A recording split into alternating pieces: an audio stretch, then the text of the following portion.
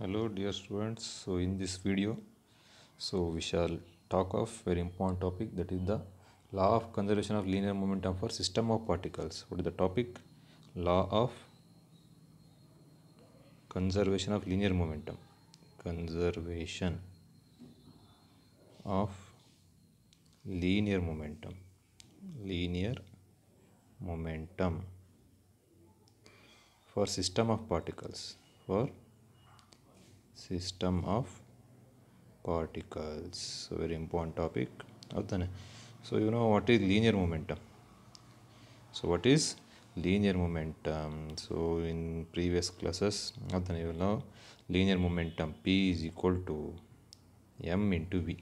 P is equal to m into v. So where P is the linear momentum of a single particle. Linear momentum of a single particle. The linear momentum is represented by P. So the vector P, the linear momentum P is equal to mass of the particle multiplied by its velocity. So this will give you the linear momentum. P is equal to m into v. This is called the linear momentum of a single particle. But in this chapter we talk of law of conservation of linear momentum for system of particles. System of particles. You know linear momentum P is equal to m into v. So it is clear that it is a vector because P is a vector. So what is the SI unit for linear momentum? SI unit for mass is kg. So kg. SI unit for velocity is meter per second. So the SI unit for linear momentum is kg meter per second. So now we shall talk of the law of conservation of linear momentum. So you know the law of conservation of linear momentum for single particle. So according to law of conservation of linear momentum for a single particle, you know Newton's second law. What is Newton's second law? The force acting on a particle is equal to time rate of change of linear momentum dp by dt.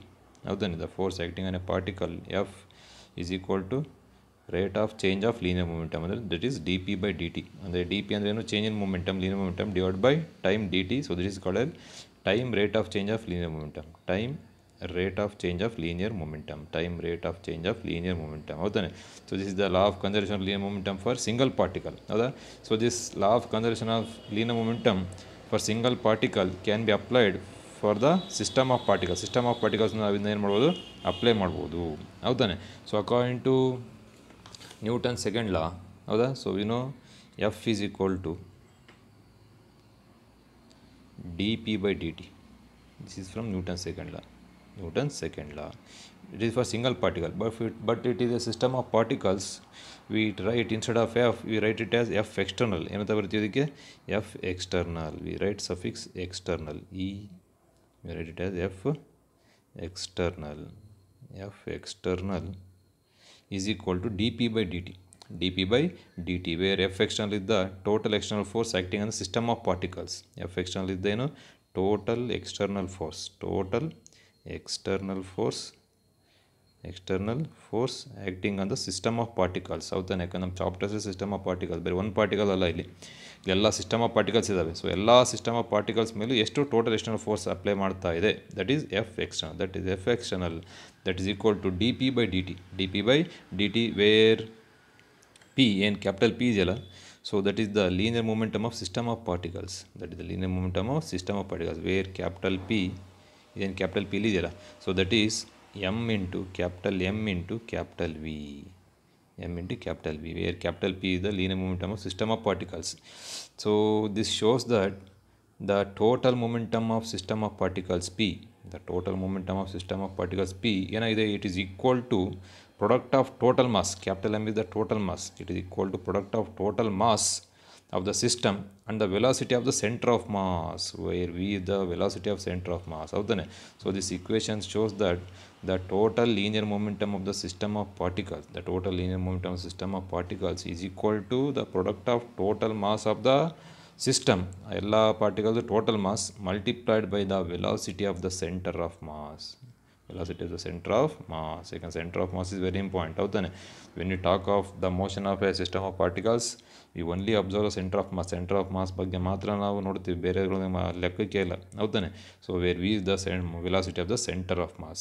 V is the center of mass. ಹೌದಾನೆ? So if external forces acting, if F external, ಹೌದಾ? So if F external ಇದೆ, so ಅಕಸ್ಮಾತ್ external forces, if F external ಅಂದರೆ external forces acting on the system of particles if it is zero, ಅಂದರೆ ಯಾವುದೇ external force ಆ್ಯಕ್ಟೇ ಮಾಡ್ತಾ ಇಲ್ಲಪ್ಪ, ಅವಾಗ ಏನಾಗ್ಬಿಡುತ್ತೆ, if F external become zero ಅಂದರೆ ದಿಸ್ ಟರ್ಮ್ ಬಿಕಮ್ ಝೀರೋ. ಯಾವ ದಿಸ್ ಟರ್ಮ್ ಬಿಕಮ್ ಝೀರೋ ಅವಾಗ D P by D T, D P by ಇಲ್ಲಿದೆಯಲ್ಲ this D P by D T, so this D P by D T, D vector P by D T, ಹೌದಾನೆ. When this become zero, so this D P by D T will also become zero, ಹೌದಾ. So D P by D T become, ಅಂದರೆ the rate of change of linear momentum is zero. ಅಂದರೆ when differentiation, this is dp by dt is the differentiation, when differentiation of anything becomes zero, then that quantity is constant, andre p is a constant, andre the linear momentum is constant, the linear momentum of system of particles is constant, howdane.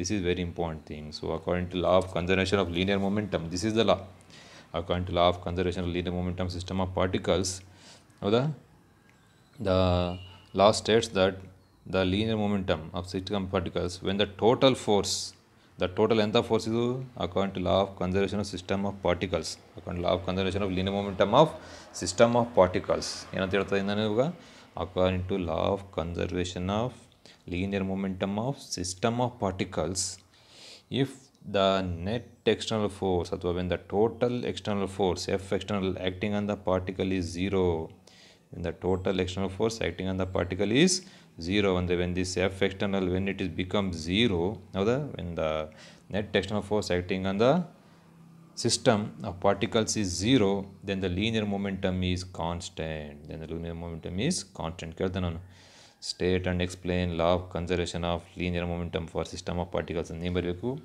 according to law of conservation of system of linear momentum of, according to law of conservation of linear momentum of system of particles, if net external force acting on the system of particles is zero, if F external is zero, then the total linear momentum is constant, as the law of conservation of linear momentum. So this is about the law of conservation of linear momentum. So we shall observe many things in this law, ಹೌದಾ. So you can observe many things when you talk of this law. ಏನಂತ ಹೇಳುತ್ತೆ, the law according to law of conservation of linear momentum for system of particles, ಹೌದಾನೆ. If the net external force acting on the system of particles is zero, then the total linear momentum, the total linear momentum p is equal to constant. So this is very very important thing, ಅಂದರೆ linear momentum ಏನಂದ್ರೆ it will remain constant, ಹೌದಾನೆ.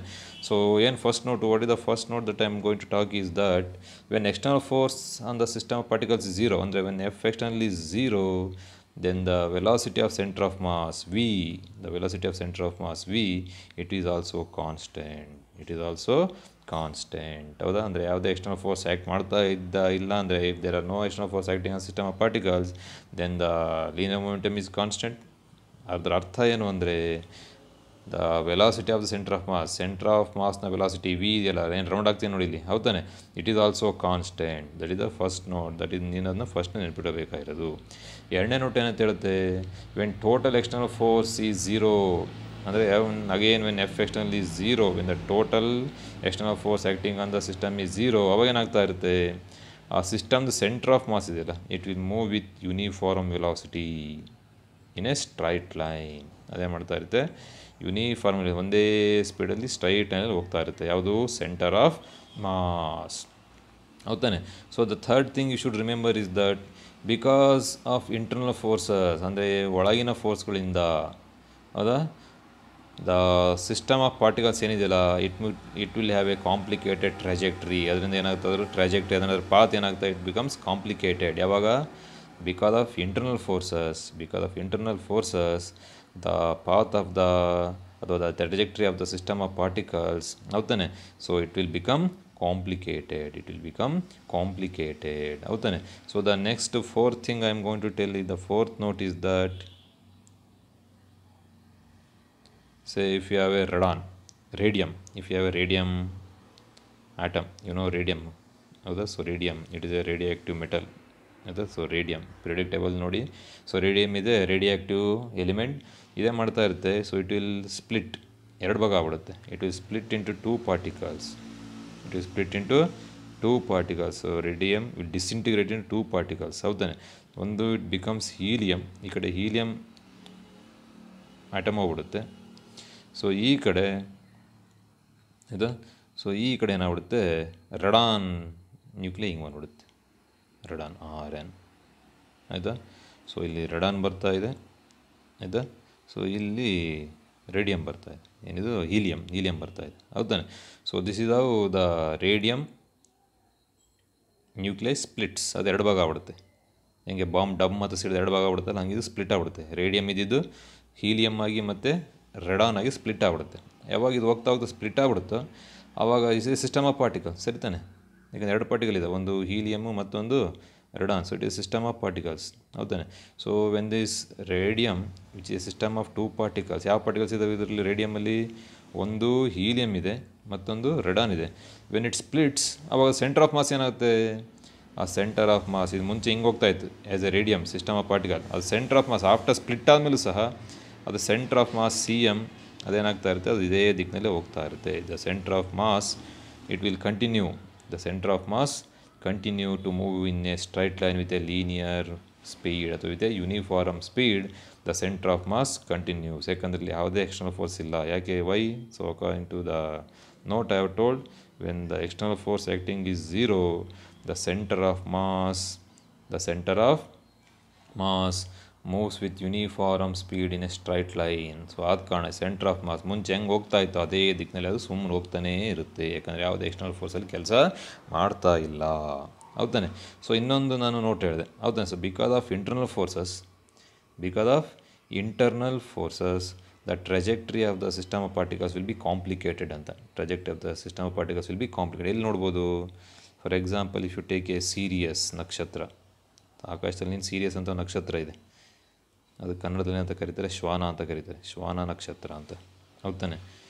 ಅದೆಲ್ಲಿರುತ್ತೆ ಅಂದರೆ ನೀನು ಬೇಕಾದ್ರೆ ನೋಡ್ಬೋದು, ಗೂಗಲಲ್ಲಿ search ಮಾಡು, serious ಅಂತ ಒಂದು ನಕ್ಷತ್ರ ಇದೆ, ಸೀರಿಯಸ್ ಅಂತದು SIRIUS ಸೀರಿಯಸ್, ಮತ್ತು SEROS ಸೀರಿಯಸ್ ಅಲ್ಲ, ಇದು ಸೀರಿಯಸ್, ಹೌದಾನೆ. ಸೀರಿಯಸ್ ಯಾವ ಥರ ಪ್ರೊನೌನ್ಸ್ ಮಾಡೋದು? ಈ ಸೀರಿಯಸ್ ನಕ್ಷತ್ರ ಇದೆಯಲ್ಲ, ಇದು ಒಂದೇ ನಕ್ಷತ್ರ ಅಲ್ಲ, ಇದರಲ್ಲಿ 2 ನಕ್ಷತ್ರಗಳು ಕೂಡ್ಕೊಂಡ್ಬಿಟ್ಟಿದೆ, ಒಂದು ಸೀರಿಯಸ್ A, ಇನ್ನೊಂದು ಸೀರಿಯಸ್ B ಅಂತ, ಹೌದಾನೆ. ಸೊ ಯಾವ ಥರ ಮೂವ್ ಆಗ್ತಾ ಇರ್ತದೆ ನಕ್ಷತ್ರಗಳು ಗೊತ್ತು ನಿಮಗೆ, ನಕ್ಷತ್ರಗಳು ಅಷ್ಟೇ, ದೇ ಆರ್ ನಾಟ್ ಸ್ಟೇಷನರಿ, ಅವು ರೆಸ್ಟಲ್ಲಿಲ್ಲ, ಅವು ತಿರುಗ್ತಾನೆ ಇರ್ತವೆ, ಹೌದಾನೆ. ಆ ಸೀರೀಸ್ ನಕ್ಷತ್ರದಲ್ಲಿ 2 ನಕ್ಷತ್ರ ಇದೆ, ಒಂದು ಸೀರೀಸ್ ನೋಡಿ ಈ ಥರ ಸೀರೀಸ್ ನಕ್ಷತ್ರ ಒಂದು ಹಿಂಗೆ ಹೋಗ್ತಾ ಇರುತ್ತೆ, ಇನ್ನೊಂದು ಸೀರೀಸ್ ನಕ್ಷತ್ರ B ಅನ್ನೋದು ಅದು ಈ ಪಥದಲ್ಲಿ ಹೋಗ್ತಾ ಇರುತ್ತೆ, ಹಿಂಗೆ ಗಿರಿಕೆ ಹೊಡಿತಾ ಇರ್ತಾವೆ. This is series A, this is series ನಕ್ಷತ್ರ B. 2 ನಕ್ಷತ್ರ ನೋಡಿ ಹಿಂಗೆ ಹೋಗ್ತಾ ಇರ್ತೀವಿ, ಹಿಂಗೆ ಓಡಾಡ್ಕೊಂತ ಇದು ಹಿಂಗೆ ಹೋಗ್ತಾ ಇರ್ತೀವಿ. 2 ನಕ್ಷತ್ರ ಹಿಂಗೆ ಗಿರಿಕೆ ಹೊಡಿತಾ ಇರ್ತವೆ, ಹೆಂಗೆ ಚಿಕ್ಕ ಮಕ್ಕಳು 2 ಸಣ್ಣರಿದ್ದಾಗ ಒಬ್ರು ಕೈ ಒಬ್ರು ಹಿಡ್ಕೊಂಡು ಗಿರಿಕೆ ಹೊಡಿತಿರ್ತಾರಲ್ಲ, ತಿರುಗ್ತಾ ಇರ್ತಾರೆ, ಅದೇ ಥರ ಗಿರಿಕೆ ಹೊಡಿತಾ ಇರ್ತಾರೆ. ಸೀರೀಸ್ ನಕ್ಷತ್ರ ಹಿಂಗೆ ಹೋಗ್ತಾ ಇರುತ್ತೆ, ಸೀರೀಸ್ ನಕ್ಷತ್ರ B ಹಿಂಗೆ ಹೋಗ್ತಾ ಇರುತ್ತೆ, ಅದು ಹಿಂಗೆ ಹೋಗ್ತಾ ಇರುತ್ತೆ, ಹೌದಾನೆ. ಬಟ್ ಎರಡು ಸೆಂಟರ್ ಆಫ್ ಮಾಸ್ ಏನಾಗ್ತಾ ಇರುತ್ತೆ, it will move in a straight line, ಅದು ಯೂನಿಫಾರ್ಮ್ ಸ್ಪೀಡ್ ಒಂದೇ ದಿಕ್ಕಿನಲ್ಲಿ ಹೋಗ್ತಾ ಇರುತ್ತೆ, with the centre of mass in uniform motion. This is centre of mass. Centre of mass ತನ್ನ ಪಡಿತಾನು ಹೋಗ್ತಾನೆ ಇರುತ್ತೆ, ಯಾಕಂದರೆ ಯಾವುದೇ ಎಕ್ಸ್ಟರ್ನಲ್ ಫೋರ್ಸ್ ಇಲ್ಲ. So this is about the law of conservation of linear momentum for system of particles, ಹೌದಾನೆ. So next ಇದೆ, the next important thing in this chapter we should learn is the vector product, howdane, vector product of 2 vectors. You know the scalar product of 2 vectors. You know the vector. What is a vector?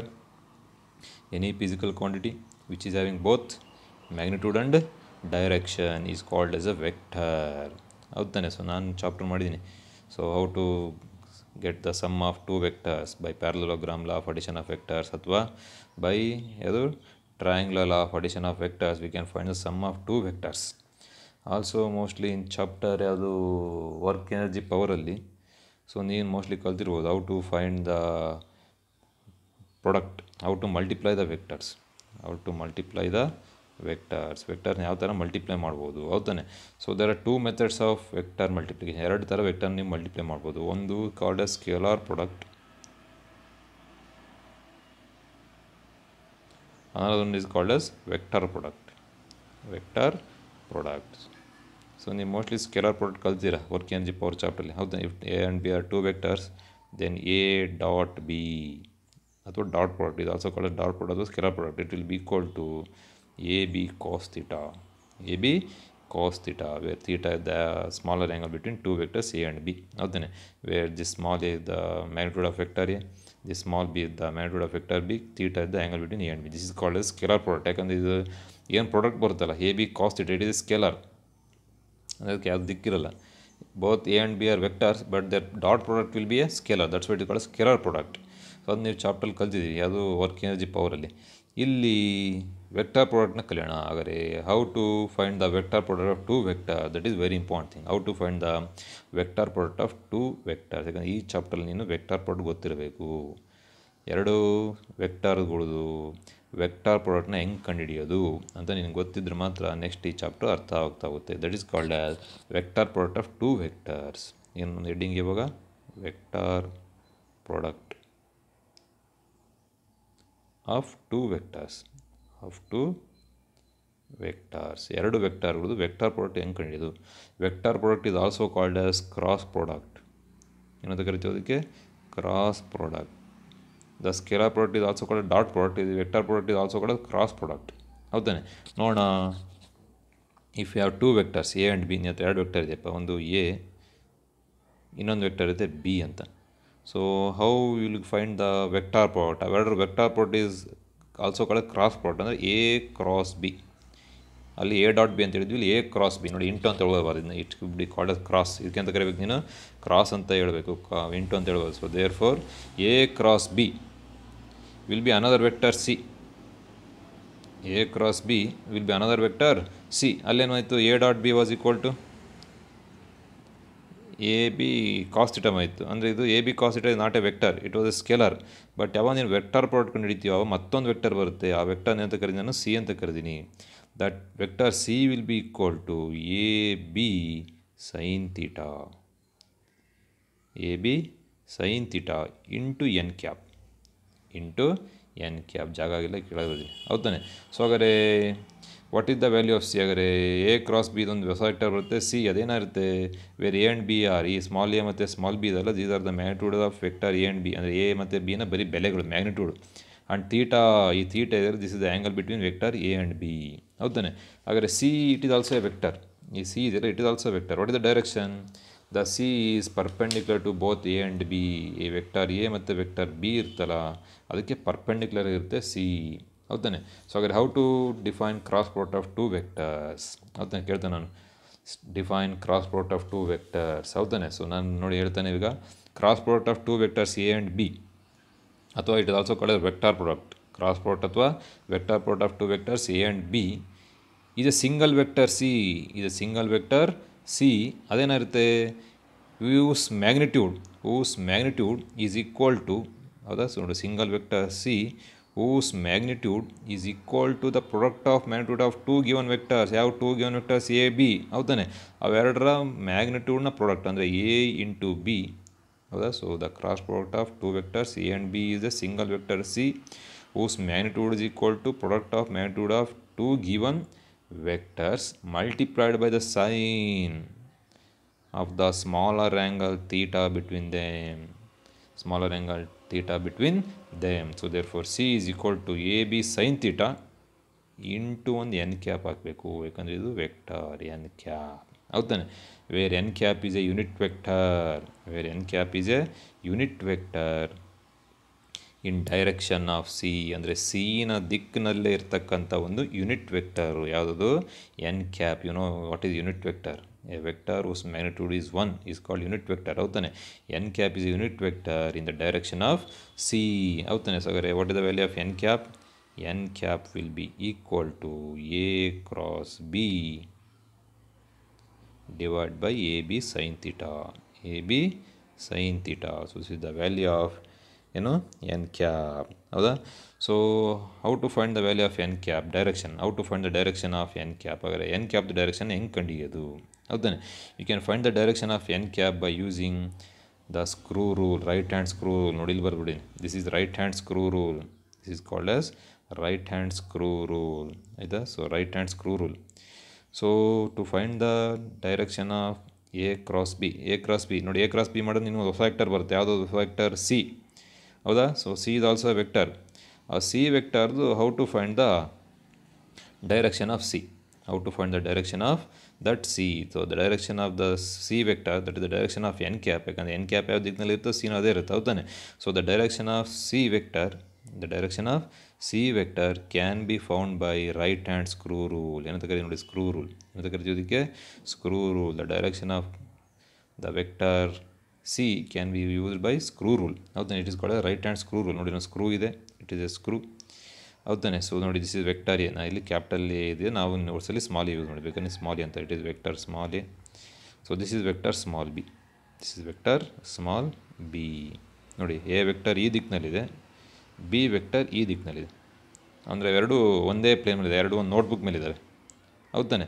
ನೋಡಿ, what is the angle, smaller angle C. ನೋಡಿ, ಮತ್ತು ಈ angle ಹಿಂಗೂ angle ಬಂದುಬಿಡುತ್ತೆ, ಆ angle ಅಲ್ಲ, ನಮಗೆ ಬೇಕಾದ್ರೆ ಓನ್ಲಿ ಸ್ಮಾಲರ್ ಆ್ಯಂಗಲ್, ಹೌದಾ. ಸೊ ಹಾಗಾದ್ರೆ ಎ ಕ್ರಾಸ್ ಬಿ, ನೋಡಿ ಇಲ್ಲಿ ಸ್ಮಾಲ್ ಎ ಬರಿತೀನಿ ನಾನು, A cross B. This A cross B will be equal to ಏನು, ಎ ಬಿ ಸೈನ್ ಥೀಟಾ, ಅಥವಾ A cross B will be equal to another vector C. ಇದೇ vector ನೋಡಿ ಇಲ್ಲಿ ಇದೆ, this is vector C, another vector C, that will be equal to A B sine theta into N cap, ಹೌದಾನೆ. So ಹಾಗಾದ್ರೆ C the direction ನೋಡಿ, this is the direction of C, this the direction of C. ಹೆಂಗೆ ಕಂಡುಹಿಡಿಯೋದು, ಹೌದಾನೆ. If right handed screw, ಇದಕ್ಕೆಂತ ಕರೀತೀವಿ, ಇದಕ್ಕೆ right handed screw. It is also ಕೂಡ right handed screw. ಮನೆಯಲ್ಲೆಲ್ಲ ಸ್ಕ್ರೂ ನೋಡಿದಿರ, ಸ್ಕ್ರೂ ಹಾಕಿ ಟೈಟ್ ಮಾಡ್ತಾರೆ, ಹೌದಾನೆ. If the right handed screw is place over the plane containing A and B. ನೋಡಿ, ರೈಟ್ ಹ್ಯಾಂಡೆಡ್ ಸ್ಕ್ರೂ ತಲೆ ಇಲ್ಲಿದೆ, ಆ ಸ್ಕ್ರೂ ತಲೆ ಇಲ್ಲಿದೆ, ಹೌದಾನೆ. ಅದನ್ನು ನೀನು ಎ ಬಿ ಅನ್ನು ಪ್ಲೇನ್ ಮೇಲೆ ಇಟ್ಟಿದೆಯಾ, ಹೌದಾನೆ. ಅವನು ನೀನು ಸ್ಕ್ರೂನ ಏನು ಮಾಡ್ತೀಯ, ಸ್ಕ್ರೂ ಡ್ರೈವರ್ ತಗೊಂಡು ಎ ಇಂದ ಬಿಗೆ ತಿರುಗಿಸ್ತೀಯ, ಹೌದಾನೆ. ಸೊ ಎ ಇಂದ ಬಿ ಹಿಂಗೆ ಸ್ಕ್ರೂನ ಹಿಂಗೆ ತಿರುಗಿಸ್ತೀಯ, ಹಿಂಗೆ ಟೈಟ್ ಮಾಡ್ತಾ ಹೋಗ್ತೀವಿ, ಹಿಂಗೆ ಸ್ಕ್ರೂ ಡ್ರೈವರ್ಲಿ ಹಿಂಗೆ ತಿರುಗಿಸ್ತಾ ಹೋಗ್ತೀವಿ, ಹೌದಾನೆ. ಎ ಇಂದ ಬಿ ಯಾವ ತಿರುಗಿಸ್ತಾ ಹೋಗ್ತೀಯೋ, ಸ್ಕ್ರೂ ಏನು ಮಾಡ್ತಾ ಹೋಗುತ್ತೆ, ಮೇಲಕ್ಕೆ ಬರ್ತಾ ಹೋಗುತ್ತೆ, ಹೌದಾ. ಅಂದರೆ ಯಾವ ಕಡೆ ಸ್ಕ್ರೂ ಮೂವ್ ಆಗುತ್ತೋ ಆ ದಿಕ್ಕಿನಲ್ಲಿ ವೆಕ್ಟರ್ ಸಿ ಇರುತ್ತೆ ಅಂತ ಅರ್ಥ. This is the right hand screw rule, ಹೌದಾನೆ.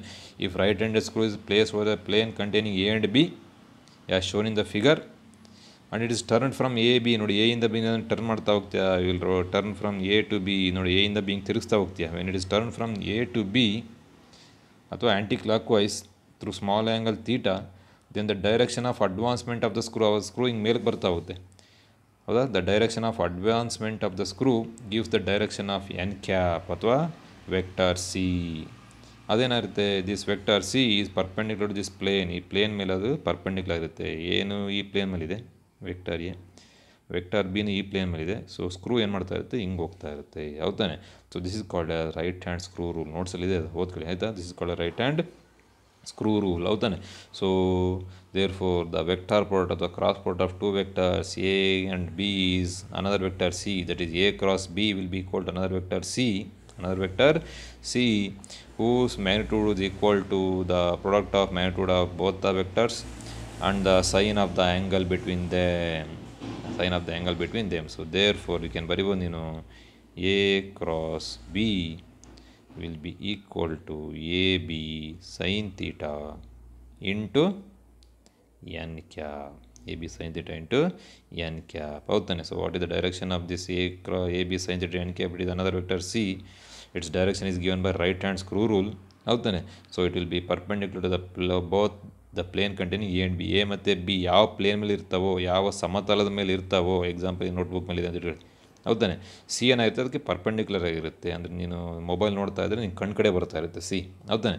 So this is the direction of vector C. So this is about the cross product. ಅಂದರೆ ವೆಕ್ಟರ್ನ ಎರಡು ಥರ ಗುಣಿಸ್ಬೋದು. ಒಂದು ಡಾಟ್ ಪ್ರಾಡಕ್ಟ್ ಆಲ್ರೆಡಿ ಕಲ್ತಿದ್ವಿ, it is also called scalar product. ಇನ್ನೊಂದು ಥರ ಗುಣಿಸ್ಬೋದು, ಯಾವ ಥರ ಅಂದರೆ ವೆಕ್ಟರ್ ಪ್ರಾಡಕ್ಟ್ ಅಥವಾ ಕಾಲ್ಡ್ ಕ್ರಾಸ್ ಪ್ರಾಡಕ್ಟ್ ಹೆಂಗೆ ಅಂತ ಇವಾಗ ಕಲ್ತಿದ್ದೀವಿ ನಾವು, ಹೌದಾನೆ. So we shall stop here. Next ವೀಡಿಯೋದಲ್ಲಿ we shall look at the properties of vector product. ಎಲ್ಲ ನೋಟ್ಸು ಕಳಿಸಿದ್ದೀನಿ, ಸೊ ನೋಟ್ಸ್ನೆಲ್ಲ ನೀಟಾಗೆ ಬರೀರಿ. So we shall stop year, ಇಲ್ಲಿ ನಾವು ನಿಲ್ಲಿಸೋಣ.